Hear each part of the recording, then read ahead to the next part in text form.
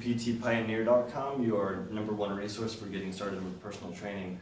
Today we're going to be talking about the differences between the NSCA certification and the ASCM certification.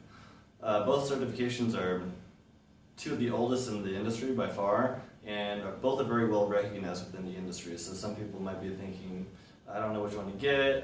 They're both recommended by my potential employer, and this video should help you guys choose which one is right for you. So first I'm going to be going over the general type of certification each are, what type of training they both focus on.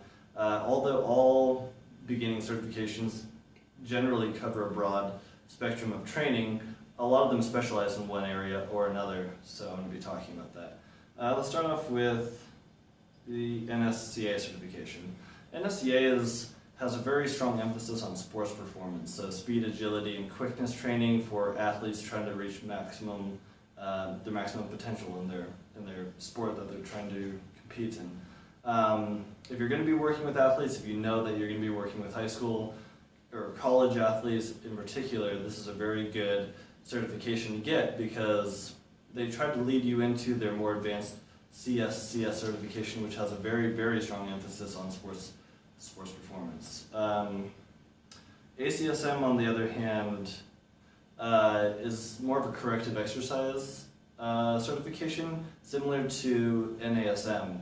If you're going to be working with post-rehab clients, older individuals, people that have a lot of muscular imbalances, which are the majority of clients that you will take on, especially if you're starting out at a commercial gym like 24-Hour Fitness, because it's the simple fact that older people have more money to spend on training, and older people are the people that need training the most, and they have the most problems as well, including muscular imbalances, they're overweight, they're too sedentary. If you throw them into a powerlifting or strength lifting routine that would be good for an athlete, they're going to get injured the first time. There's no question. So ASCM is definitely good for working on corrective exercise, a lot of functional training, people that have had previous medical conditions, it's very good for that. And that's, in my opinion, the majority of clients you will have. If you know you're going to be working with athletes and younger people, and SCA is probably the better one to go for. Let's get into the test, the study materials, and the pricing. Starting off with NSCA. So NSCA, they only offer one massive textbook. That's the only study material that they have is their textbook. They don't have any videos or online resources. They just have their hard copy textbook, which is huge. You could get it for about $90 on their website. I've also seen it cheaper on Amazon.com. That you could pick that up there, probably for cheaper. It is one of the hardest tests to pass at about a 54% pass rate, which is the hardest test to pass in the whole entire personal training industry, from what I could find out. The price will range between $400 to $500, so $90 for the textbook and about $400 for the test, to take the test itself and get certified. So you're looking at $500. I've seen it go as low as $400 for special promotions, holidays, stuff like that. But I expect to pay about $500. You could pay about $50 less if you become a member with NSCA, but that's about $50 a year, so the price is about the same, and they're going to try to charge you annually, so watch out for that. There are 150 questions, and it will take you, they give you 3 hours to take the test. It's all multiple choice, and they have a pencil, paper and pencil version, as well as a computerized version. I think you get your results of the test on the computerized version right when you finish. So that's the one I would recommend going for if you're going to do it.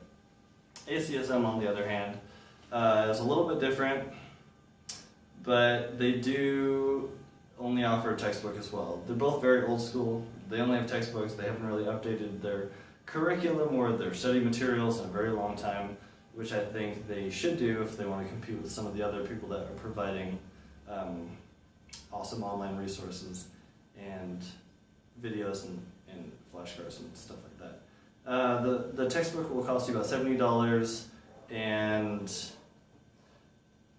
they actually have two textbooks right now. One will cost you about $70, and the second one focuses on designing exercise routines. That's what the whole book is about, and that will cost you about $40. They also have an option for a live workshop. I'm sorry, I thought they didn't, but they do have an option for a live workshop that costs $375.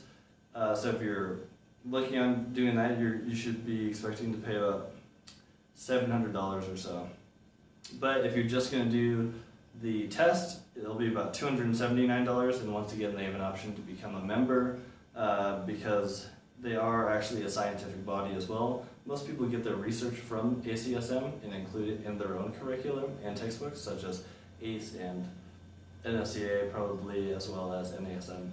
They all get a lot of the research that they include in their textbooks from ACSM, from their research. So it will cost you about $400 to $450 if you're just going to do the textbook and the test.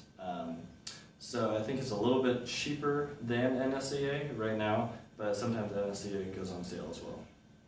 So to conclude, if you're going to be working with the typical individual that needs corrective exercise, I would go with ACSM, definitely. If you know you're going to work with athletes, I would go with NSCA. But remember, those are not the only two certifications out there, and they're not my favorite by any means. They're both in my top 4, but if I was to say, if I was to include everything, including study materials and how well recognized and how likely you are to get a job, I would say my top 2 are ACE, NASM, and then ACSM and NSCA as well.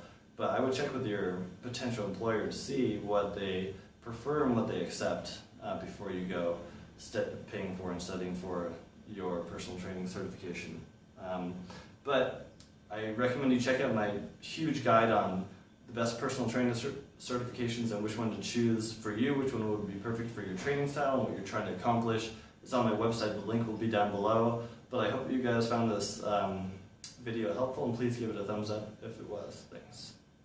For study guides and discount codes on some of the top personal training certifications, head to ptpioneer.com. The link will be in the description down below.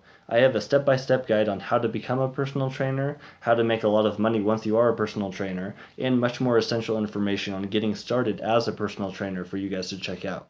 Until next time, guys, happy training.